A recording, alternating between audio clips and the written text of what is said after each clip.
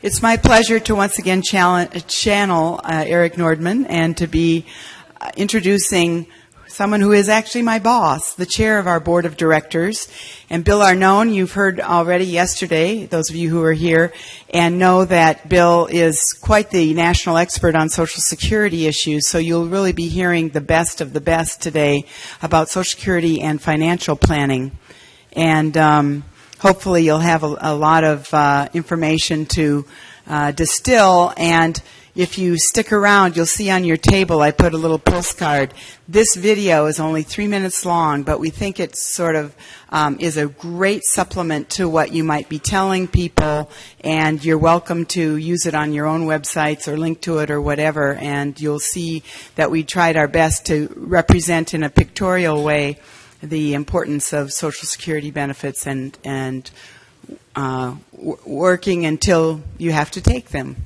So I'm Pam Larson. I think I've mentioned that from the National Academy of Social Insurance. And Bill Arnone, our chair, is someone who made a national retirement planning practice at Ernst & Young, really become the best of the best with a lot of larger employers. And we're now happy that in his time as an independent consultant, he's able to both chair our board because he was one of the founders of the National Academy of Social Insurance, and also keep up to date and keep everyone apprised of what's going on with Social Security and other issues important to our own aging. So, as I mentioned, at the end of his presentation, we'll play the video, It Pays to Wait, and I'll just say that our sponsors for that were the Alfred P. Sloan Foundation and the Retirement Research Foundation, and we offer this to you as a resource to your work in Social Security and financial planning, and let me turn it to Bill now. Doing that, I just thought I could take the liberty, I think I could speak on behalf of everyone, of really thanking Eric and Ann and Tiffany, anybody else who was involved in putting this conference together. I think we all, have learned quite a bit. So our thanks to the sponsors of the conference.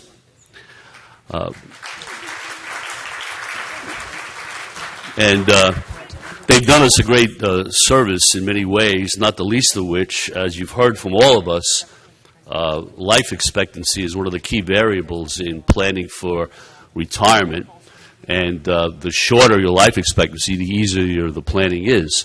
So I want to thank Eric and his staff for feeding us all those cookies and done a tremendous service, so I appreciate that.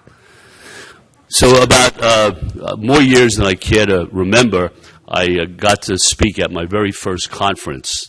And a person called me up and said, I have good news for you, Bill. You're on the agenda. I was so excited. He said, as a matter of fact, you're going to have the last word.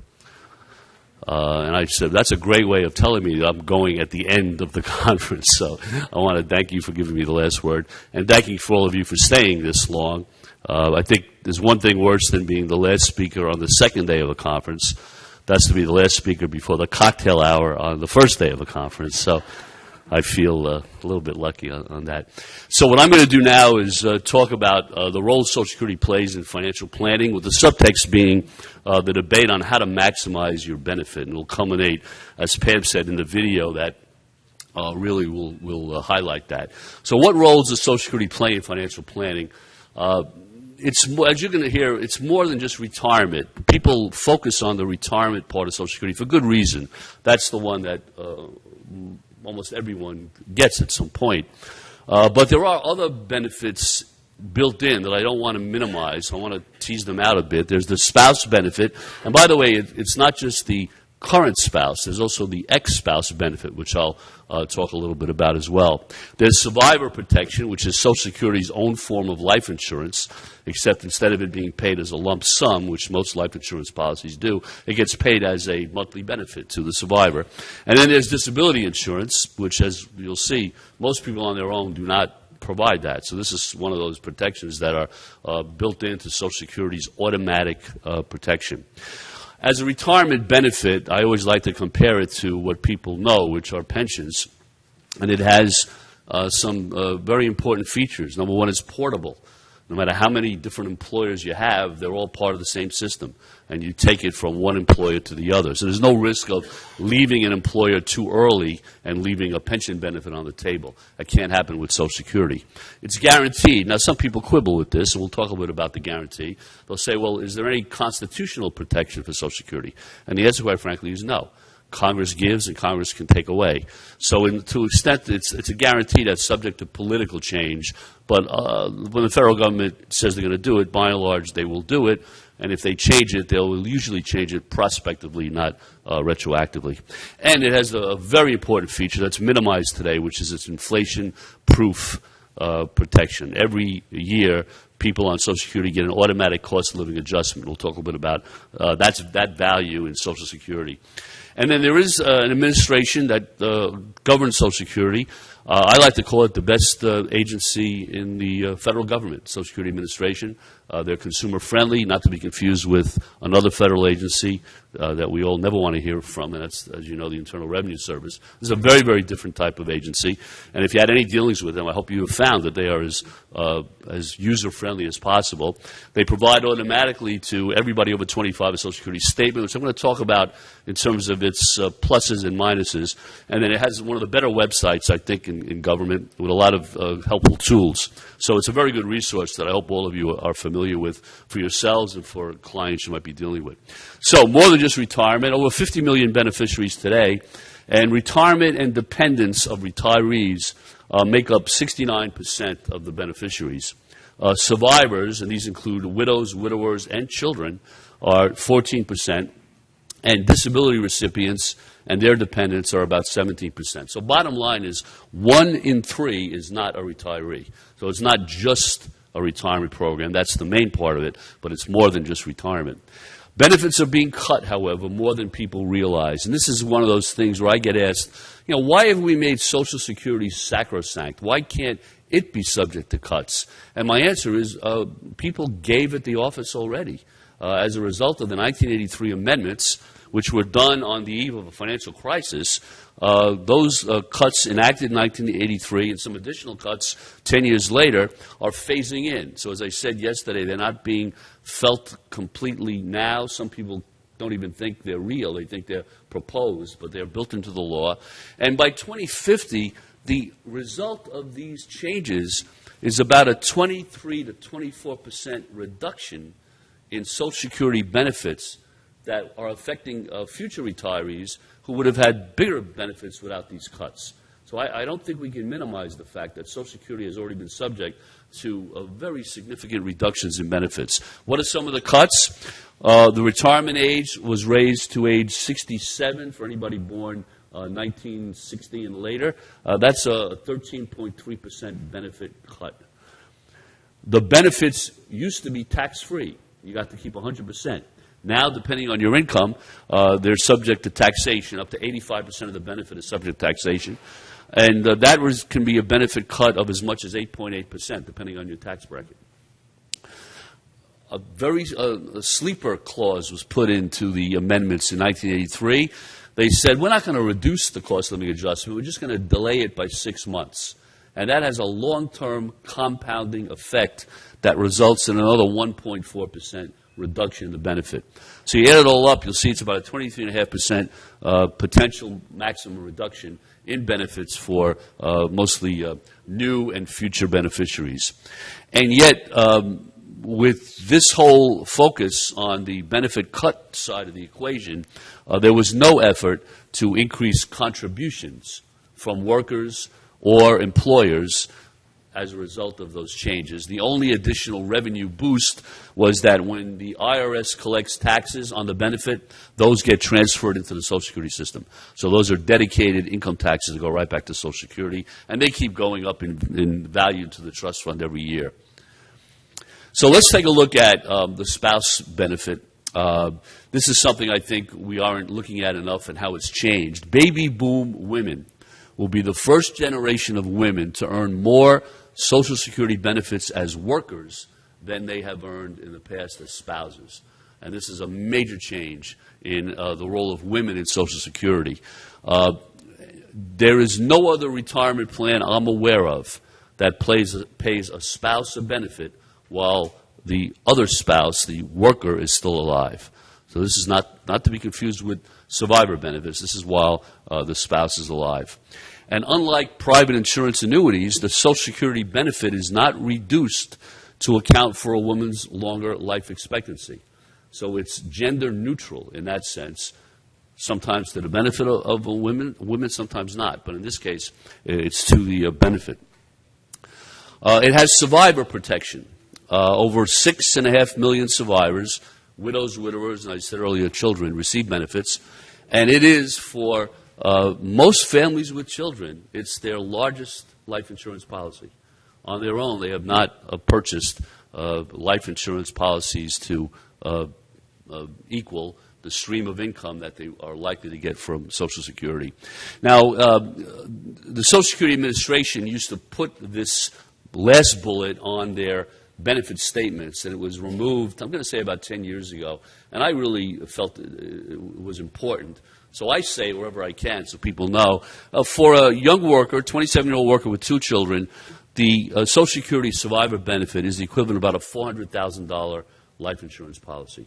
So just to put it in the terminology of life insurance policies, it really is a significant policy for people that's built in. They can't choose whether or not to get this. It's built in to the Social Security system. Disability insurance. This is another issue. Most people do not plan for disability, as you know. Most people who have a disability plan usually get it as part of their employment when their employer provides a disability plan. On their own, it's something very much similar to long-term care insurance, where the average person, for whatever reason, doesn't want to deal with it. People will buy life insurance because they know death is inevitable. They don't want to even think about being disabled, needing long-term care.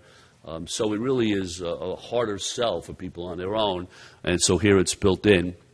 And look at the numbers, 2.4% of men and 1.4% of women who are under the Social Security retirement age receive Social Security disability benefits.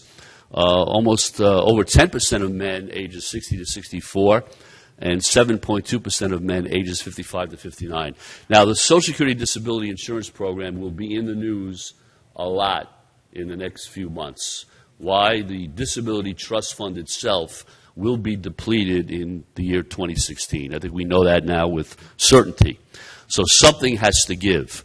If you go on our website, the nasi.org website, Larry Atkins, our president, and I put together a 2-page summary of what are the things Congress can consider. Anywhere from a minor tweak, which is let the Disability Trust Fund borrow from the Retirement Trust Fund, which is in good shape until 2033. Another proposal is merge the two. It doesn't make sense in the eyes of some to have 2 trust funds, create one unified trust fund. And then at the other end, others are saying we need to take a good, hard look at this program because we think it's rife with fraud. We think there's a tremendous amount of abuse. Everybody seems to know someone who is getting a Social Security disability benefit and can be seen mowing his or her lawn 3 times a week and having a very active lifestyle, and they're wondering, well, how does this work? The definition of disability, by the way, is very severe. Unlike the most disability programs in the private market where you get a payment if you're unable to do your current job, Social Security says you get disability if you're unable to perform any gainful employment, not just your current job, any job. So it's not an easy definition by any means, and it's a rigorous process, but people do believe there are some people getting Social Security who should not be getting it, and that will be a focus of this debate in the next couple of months. For the average worker, again, if you wanted to convert the Social Security stream of income, should you be on disability, it's about a $230,000 disability insurance policy. Again, nothing to sneeze at. For a 27-year-old with 2 children, it's about a $350,000 policy. So these are major numbers that, again, individuals on their own are unlikely to purchase this type of service. Before I take a look at the retirement benefit, which is the focus, I do want to say a little bit more about the divorced spouse benefit, because as I traveled around the country and talked about it, people couldn't believe that there is a divorced spouse benefit. And as you probably know, if your marriage lasts 10 years or longer, then you have the right to claim on your ex's earnings record. And when people hear about that, they say, well, that must mean that my current spouse, if I remarried, will get less. And the answer is no. It's not one ex-spouse taking away from a current spouse, so it's additive. The other thing that's odd, and I remember people getting very upset when I would tell them this, that unlike your current spouse, who cannot collect a retirement benefit on your record until you do what? What do you think you have to do? You have to retire first. You have to start collecting your benefit in order for your current spouse to collect on your record. If you have an ex-spouse and the marriage lasted 10 years, and I'll use husband-wife, the husband is the primary insured individual. The ex-wife can start collecting even though he has not collected. So when people hear this, they go, you mean my ex-wife can do something my current wife cannot do? I said, well, there are probably many things she can do that. But this is one of them. So people are fascinated. And I just took a look at the numbers, and there are about 1,000 Social Security wage earners. They all happen to be men who have 3 different women collecting on their benefit. Excuse me?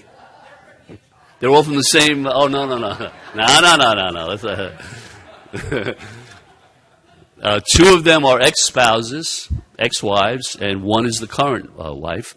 And people, again, can't believe, and that's all additive. It's not coming out of his pocket, so to speak. And I actually heard, yes, question.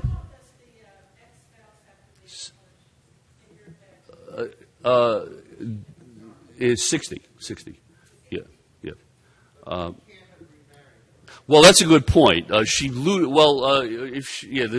remarries, she gives up the right to collect on her ex-spouse. But 1,000 men in this country have 3 women collecting.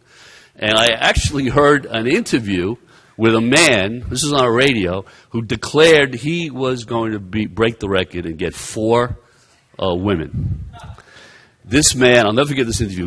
I think he was 92 years of age. He'd had 3 ex-wives.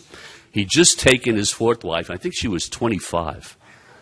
And the interview, I wish it was it was a radio interview, but the interviewer was being very diplomatic. He said, sir, just tell me, what do you and your bride do? They were newlyweds. What do you do every day?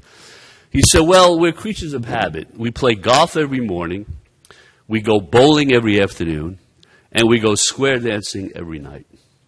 So the interviewer, you could hear he was impressed, but he couldn't help say, sir, all this activity, are you worried it could be fatal? And this 92-year-old man said, if she dies, she dies. And who saw that coming, right? I said to myself, this man's going to break the record. He's got the right attitude. He is going to break the record. But that's the spouse's benefit. Retirement.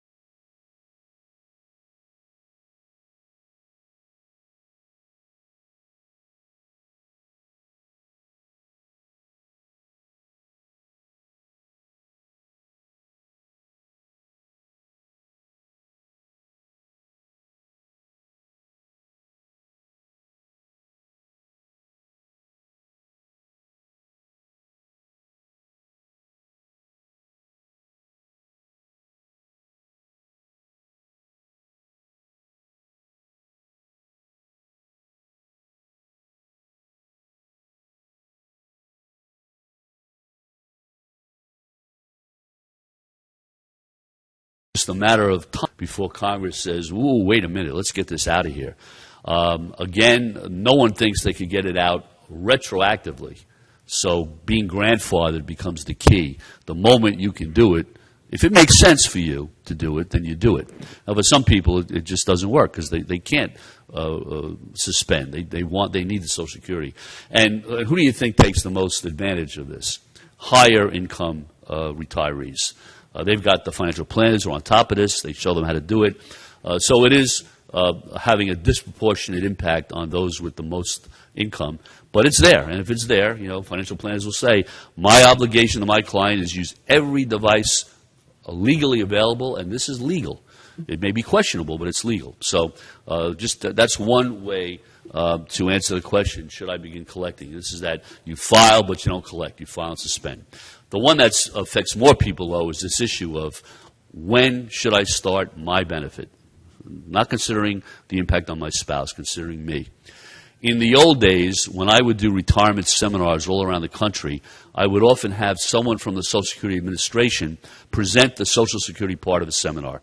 I like to show the people in the seminar that the government is doing something that's user-friendly. And they were all very good people. The public affairs people all across the country were good, solid people. But here's what they would say. Take the money and run. The sooner you can file, file. And at that time, it wasn't that bad a statement because the delayed retirement credit was very, very small. It's now increased. And as we're going to hear from the video, everything else being equal, as the video says, the longer you can wait, the better off you'll be. So why don't we switch to the video and take a look at that.